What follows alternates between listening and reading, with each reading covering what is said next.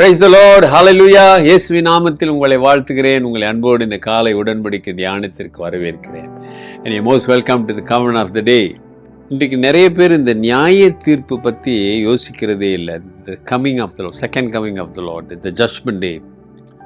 அதை பற்றி பேசுகிறது ரொம்ப குறைவு. ஏன்னா அது யாரும் விரும்புறதில்லை, அல்லது நம்புகிறாங்களா, அது கூட எனக்கு ஒரு கேள்விக்குறி தான். பர்சனலாக people are believing that Jesus will come again to judge the world.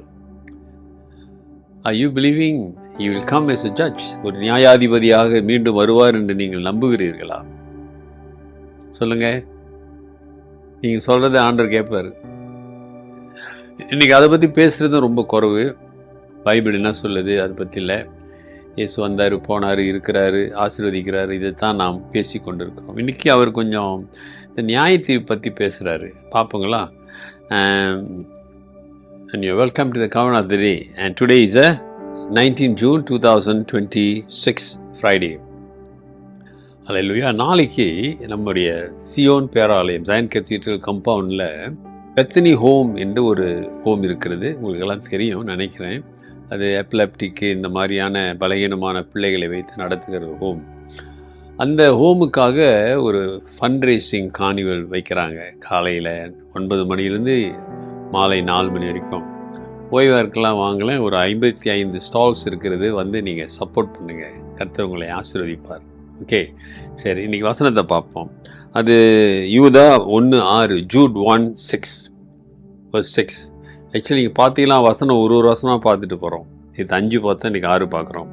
And the angels who did not keep their proper dominion but left their own about, he has reserved in everlasting chain under a darkness for the judgment of the great day. Of the great day. There is a great day. தமிழில் பார்ப்போமே. 1:6. தங்களுடைய அதிமேன்மையை காத்து கொள்ளாமல் தங்களுக்குரிய வாசஸ்தலத்தை விட்டுவிட்ட தூதர்களையும் மகா நாளின் நியாய தீர்ப்புக்கென்று நித்திய சங்கிலிகளினாலே கட்டி அந்தகாரத்தில் அடைத்து வைத்திருக்கிறார். இது ஒரு கடைசி நாட்களை குறித்தான ஒரு தரிசனம், ஒரு அறிவு. இவர் என்ன சொல்றாரு? தன்னுடைய அந்தஸ்தை விட்டு, ஆண்டவர் தூதர்களுக்கு ஒரு அந்தஸ்தை கொடுத்திருந்தார். அந்த பொறுப்பை, அந்த கணத்தை விட்டு ஆண்டவருக்கு எதிராய் அவர்கள் செய்ததுனால பாருங்க, காத்து கொள்ளாமல், தனக்கு கொடுத்த அந்த கணத்தை, அந்த மரியாதையை காத்து கொள்ளாமல் தங்களுக்குரிய வாசஸ்தலத்தை விட்டுவிட தூதர்களையும் விட்டுவிட்ட தூதர்களையும், அப்படின்னா ஆண்டவர் அவங்களை அழைத்து அவங்களுக்கு பொறுப்பு கொடுத்து ஒரு தேவ தூதரை போல கனப்படுத்தி வைத்திருந்தான். ஆனால் தேவ தூதர்கள் அந்த ஊழியத்தை, அவர்கள் கொடுத்த காரியத்தை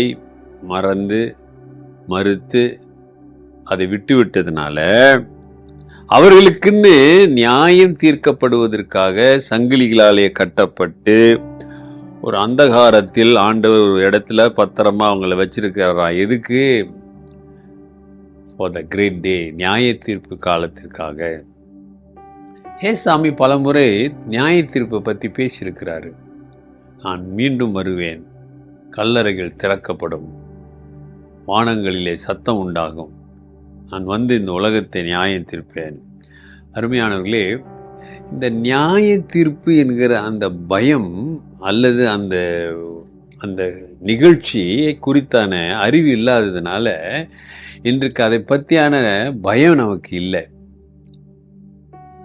அப்போ நான் யோசித்தேன், திருச்சபையில் இனிமேல் இந்த நியாய தீர்ப்பு குறித்தான காரியங்களை போதிக்க வேண்டும். அவர்களுக்கு அந்த அறிவு, அந்த ஞானம், அந்த கிருபை வேணும். அப்போ தான் கர்த்தருக்கு பயந்து அவருக்கு பிரியமான காரியங்களை செய்ய முடியும். இந்த பயம் இல்லாதனால துளிச்சனால இன்னைக்கு நிறைய பேர் ஆண்டவரை விட்டு விலகிடுறாங்க, கீழ்ப்படியாமல் போய்விடுகிறார்கள். சாத்தான் தன் நிலையை மறந்து, அவனுக்கு ஒரு பெரிய அந்தஸ்து, கடவுளுக்கு அடுத்த நிலையில் இருந்தான் அந்த தூதர்கள். ஆனால் அதை மறந்து கடவுளை போல ஆகணும்னு அவன் நினைச்சான் பாருங்க, பாவத்தில் விழுந்தான்.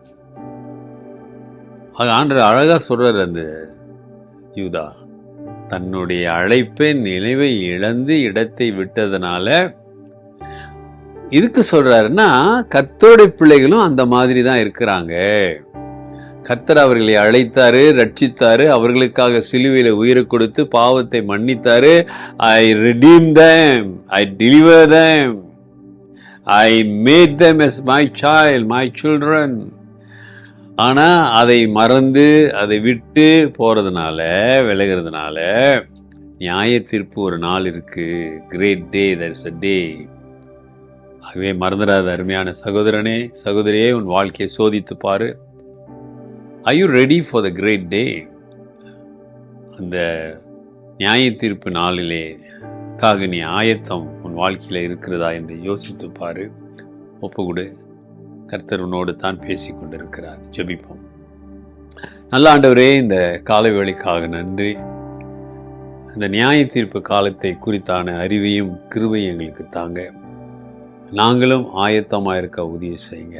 Help us to ready, Lord, and help us to understand the great day.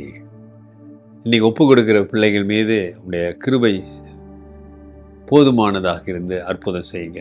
இயேசுவின் நாமத்தில் பிதாவே, ஆமென். நமது ஆண்டவராகிய இயேசுவுடைய கிருபை, பிதாவின் அன்பு, பரிசுத்தாவின் ஐக்கியம் உங்களோடு இருந்து உங்களை ஆசீர்வதித்து காப்பதாக. என் ஆத்துமாவே கர்த்தரை ஸ்தோத்திரி, என் முழு உள்ளமே அவர் பரிசுத்த நாமத்தை ஸ்தோத்திரி. என் ஆத்துமாவே கர்த்தரை ஸ்தோத்திரி, அவர் செய்த சகல உபகாரங்களை மறவாதே. ஆமென். Dear brother and sister, அருமையான சகோதரனே, சகோதரியே, விசுவாசத்தை காத்துக்கொள்ளு. God bless.